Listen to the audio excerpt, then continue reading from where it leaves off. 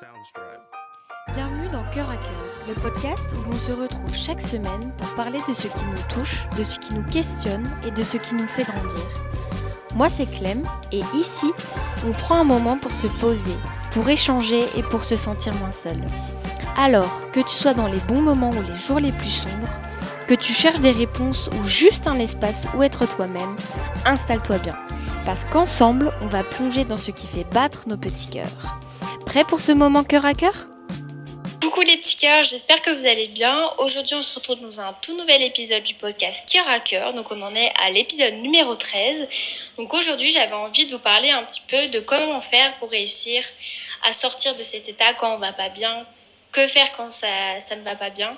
Je voulais vous parler un petit peu de ce sujet parce que là on va avoir la fin d'année qui va arriver. En général on a un petit peu des remises en question sur le fait que l'année est terminée, sur ce qu'on a pu faire cette année. Parfois on est déçu, parfois c'est difficile aussi de se rendre compte de l'année qu'on a vécue par des choses pas cool qui nous sont arrivées ou simplement un petit peu des regrets aussi de choses qu'on n'a pas pu faire. Donc du coup c'est ce dont on va parler aujourd'hui. Parce que c'est une question en fait qu'on se pose beaucoup, comment faire quand ça va pas bien. Comme si on attendait en fait un peu qu'il y ait une baguette magique ou du moins une recette qui permettrait de tout effacer, de tout gommer. Et en fait, de tout gommer, ouais, ce que l'on ressent, les émotions qui nous traversent pour aller mieux, mais en fait c'est juste humain. Et la problématique, je trouve, dans cela, c'est que en fait on se laisse pas le choix d'être mal. On se laisse pas le temps non plus et quand même une charge qui est assez importante dans notre processus en tout cas de vouloir aller mieux parce que en fait c'est comme s'il y avait une urgence qu'il fallait tout de suite aller mieux, que c'était vraiment une pression en fait que l'on se met de se dire ah putain ah punaise je vais pas bien, comment je vais faire pour y arriver. Enfin il y a vraiment cette urgence de devoir aller mieux tout de suite. Mais si en fait tu as ce creux, cette période de down un petit peu, c'est peut-être parce qu'il y a une raison. Et tu pourras pas la comprendre en fait, tu te laisses pas le temps. Et du coup peut-être que ça marchera un temps de réussir à justement trouver des méthodes qui permettront d'aller mieux. Mais au final tu verras que ça reviendra. Et ça fait un petit peu comme un cercle qui au fur et à mesure se referme de plus en plus sur toi. Parce que quand t'écoutes pas, les choses reviennent et elles reviennent encore plus fort. Et du coup c'est encore plus difficile de réussir à sortir de ce schéma-là et retomber comme un soufflet parce que tu n'auras pas saisi ou du moins tu n'auras pas compris en fait ce qui a fait que tu en es là, qu'est-ce qui te dérange, qui te bouscule en fait au fond de toi.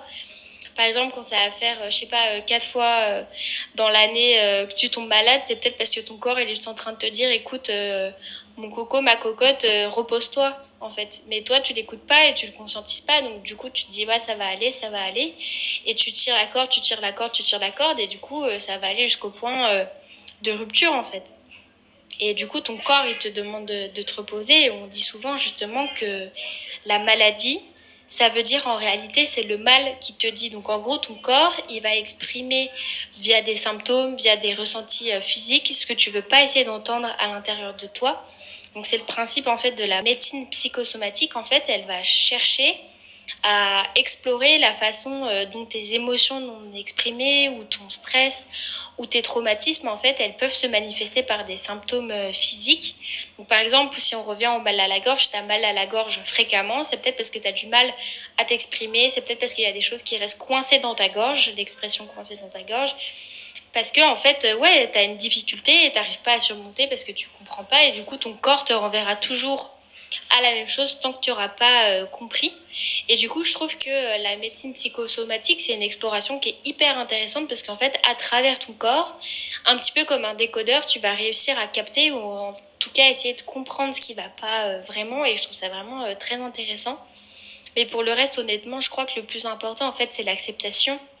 Accepter le fait de pas aller bien, accepter de se laisser le temps aussi de pouvoir aller mieux, de ressentir pleinement ses émotions, même si elles sont parfois douloureuses, parce qu'il n'y a pas de bonnes ou de mauvaises émotions. Elles ont toutes le droit d'être présentes, elles ont le droit de cohabiter, elles ont le droit d'exister. Il n'y a pas d'émotion négative. Une émotion est une émotion, elle a le droit d'être là. Et plus tu vas justement vouloir résister à ces émotions, et plus ça va être compliqué, parce qu'en fait, t'es contre ce que tu ressens, tu es contre vraiment ce qu'on essaye de te faire comprendre. Et du coup, ouais, plus tu vas rester, plus ça va être compliqué pour toi et tu ressortiras de la souffrance parce que tu as besoin en fait de passer par là pour comprendre que le message qui t'a envoyé, il est clair et que tu as compris la leçon un petit peu quelque part et du coup tu en sortiras beaucoup plus serein et confiante parce que oui, tu auras compris le message à travers ça. Donc arrête de vouloir aseptiser à tout prix cette douleur que tu ressens comme une mauvaise plaie là, infectée. Laisse-toi le temps de pouvoir désinfecter tranquillement et pas mettre direct de l'alcool à 90.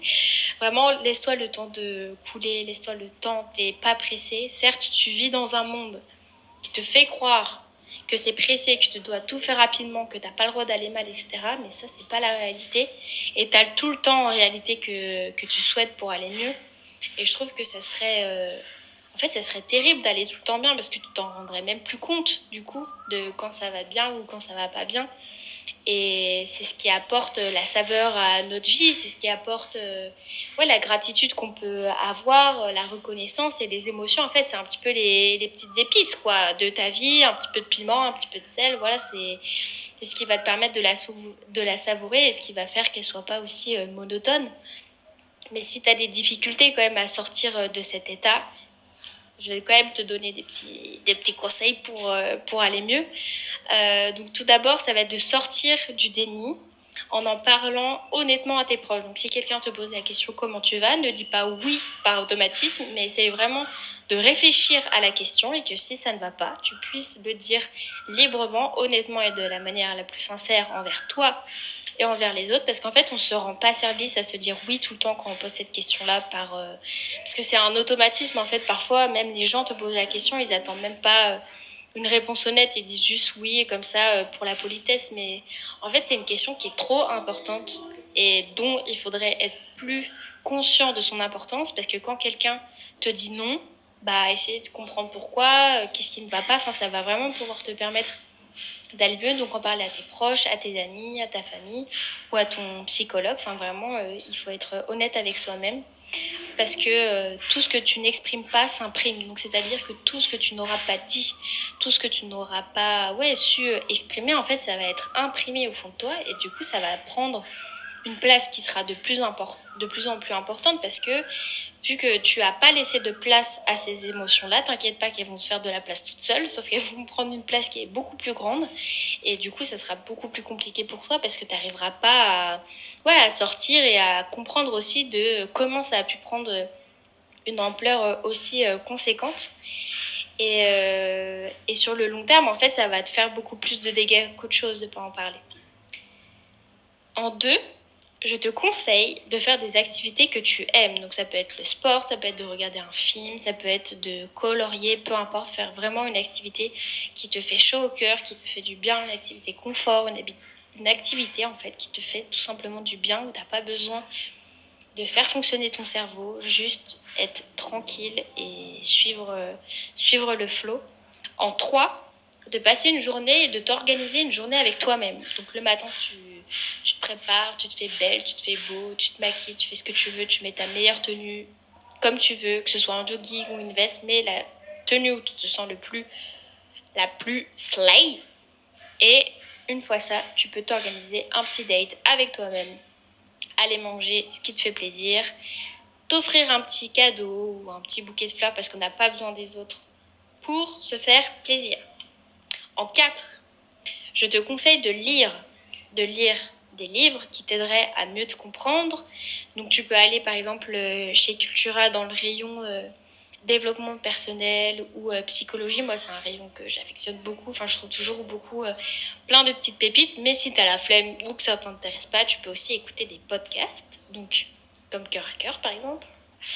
Ou alors tu peux écouter d'autres podcasts comme par exemple In Power, qui est vraiment hyper intéressant parce que c'est Louise, elle aborde vraiment plein de thématiques hyper cool et c'est des longs formats, donc vraiment si t'es pas bien d'avoir un truc qui t'occupe pendant longtemps, c'est cool. Il y a aussi Chloé Bloom que j'aime beaucoup, beaucoup plus axée sur le développement personnel, sur un petit peu la psychologie aussi, qui est très intéressant, et Bip Sonore. Donc c'est vraiment 3 podcasts que j'apprécie, mais tu verras, t'en as plein de toute façon sur toutes les plateformes. Même maintenant sur YouTube, enfin vraiment, t'auras de quoi trouver ton bonheur. Mais essaye de chercher un podcast qui te fait du bien aussi, je pense que ça peut être vraiment très très cool. Et en dernier conseil, je pense que le plus important, c'est de se foutre la paix. Arrêtez de se torturer le cerveau à répondre à toutes les questions, à essayer de s'imaginer les pires scénarios catastrophes qui puissent exister. Vraiment, laisse-toi tranquille. Si tu ne vas pas bien, tu vas pas bien, tu veux rester sous ton lit, bah reste sous ton lit, ma grande. Ne reste pas quand même 1 mois sous ton lit, faut doser, mais prends le temps de te laisser tranquille, de pouvoir te reposer tout simplement sans culpabiliser. Et voilà, laisse-toi tranquille, apporte-toi de la douceur, fais de ton mieux comme toujours. Et voilà, essaye de faire comme tu peux. Mais il faut arrêter de croire, même si c'est ce qu'on veut nous faire croire, que tout le monde va bien dans une journée, dans une année, dans une semaine, même dans une journée. Tu as des fluctuations d'émotions. Et c'est tout à fait normal, c'est tout à fait humain. Encore plus quand tu es une femme, parce que t'as tout ce qui est les fluctuations quand tu es proche de ta période de menstruation ou même avant avec les syndromes prémenstruels. Enfin, vraiment, tu as beaucoup d'émotions qui t'envahissent, etc.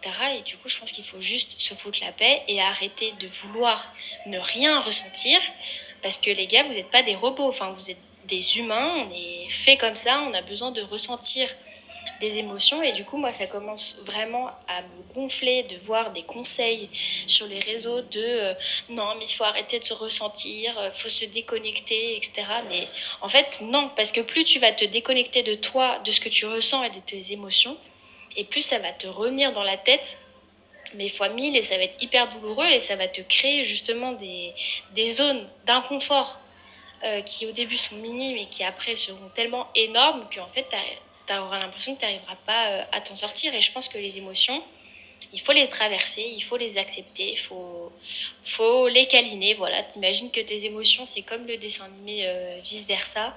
C'est ça, c'est ce qui se passe dans ta tête, c'est ce qui te fait te rendre humain, c'est ce qui te rend sensible, c'est ce qui te rend beau, c'est ce qui fait que les gens t'aiment. Donc arrêtez de nier vos émotions, acceptez-les, ce sera beaucoup plus facile pour vous, beaucoup plus facile pour les autres, parce que ça permettra à tous un petit peu de nous déculpabiliser, de ressentir des choses. Et voilà, j'espère que l'épisode vous aura plu. En tout cas, je vous embrasse très fort. Merci 1000 fois d'écouter le podcast. Vous êtes des centaines à l'écouter et franchement, ça me fait trop plaisir. Je vous embrasse très fort et je vous dis à demain. Bisous.